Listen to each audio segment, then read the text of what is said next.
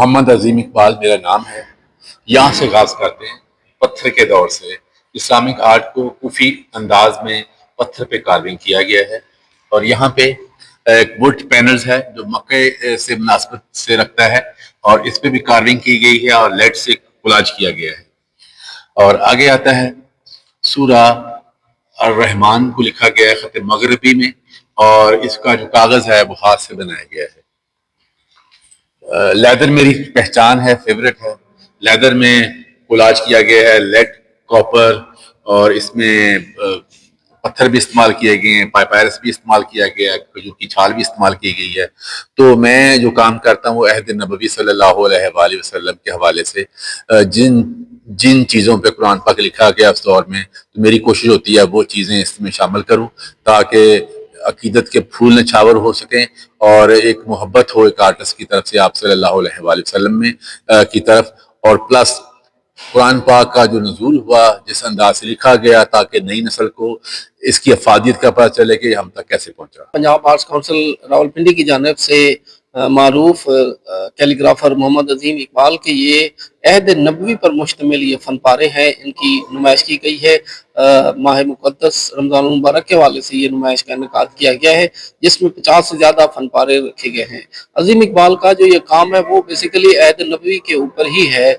ज़्यादातर काम के उस दौर में जब कुरान पाक जब नाजिल होता था तो उसमें जो चीज़ अवेलेबल होती थी तो उस पर कुरान पाक जो है वो लिखा जाता था। पत्थरों पे भी लिखा जाता था, चमड़े के ऊपर लिखा जाता था या और पत्तों के ऊपर लिखा जाता था। तो उन्होंने उस दौर को ही पोर्ट्रे किया है और ये दिखाया है कि कुरान पाक किस तरह जो है वो जब नाजिल होता था तो उसको लिखा जाता था।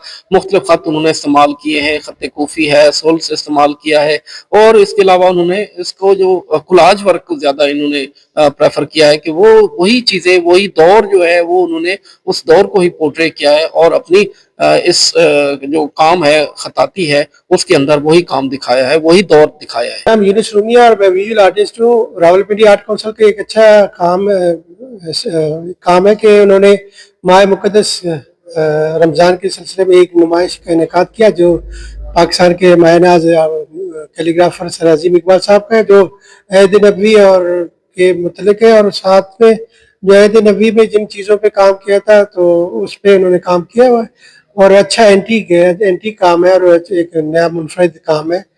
तो अल्लाह ताला इन पर तरक्की दे और सबको है कि आप आइए और विजिट करें। लाल हुसैन मेरा नाम है और मैंने हमारे दोस्त भी हैं और अजीम खत्तात हैं। अजीम इकबाल साहब नाम भी अजीम है और उनका काम भी बहुत अजीम है। उनकी खत्ताती की नुमाइश देखने में हाजिर हुआ था और मुझे बहुत मज़ा आया। अजीम इकबाल साहब जो हैं हमारे मुल्क के माने हुए खत्तात हैं, कैलीग्राफर हैं और इन्होंने जो मीडियम उठाया हुआ है वो कुरान करीम की कैलीग्राफी है जो कि रेयर है। मैंने देखा ऐसे अजीम इकबाल साहब जैसे फनकार जो हैं वो कम होते जा रहे हैं। तो मैं बहुत खुश हूँ इनकी इस नुमाइश में आके और इनका जो काम है वो अमेजिंग है। इन्होंने हर मीडियम इस्तेमाल किया है, लेदर से लेकर स्टोन से लेकर कागज़ से लेकर जो मेटल्स हैं और जो प्रेशियस स्टोन्स हैं उन सब को इस तरह इन्होंने अपनी पेंटिंग में अपने फन पारों में जोड़ा है। इसकी जितनी भी तारीफ करें कम है और मेरा ख्याल है ये इंटरनेशनल कैलिबर की खत्ताती है। इनको हमें इनकरेज करना चाहिए, हौसला अफजाई करनी चाहिए। इनकी एग्जीबिशन जो है वो मैं तो समझता हूँ कि पाकिस्तान के हर शहर में इस मुबारक महीने के दौरान माह रमज़ान में हर शहर में इस तरह की नुमाइश इनको लेके जानी चाहिए। ख्वाजा मोहम्मद हुसैन इस मुल्क का एक छोटा सा कैलीग्राफिस्ट हूँ।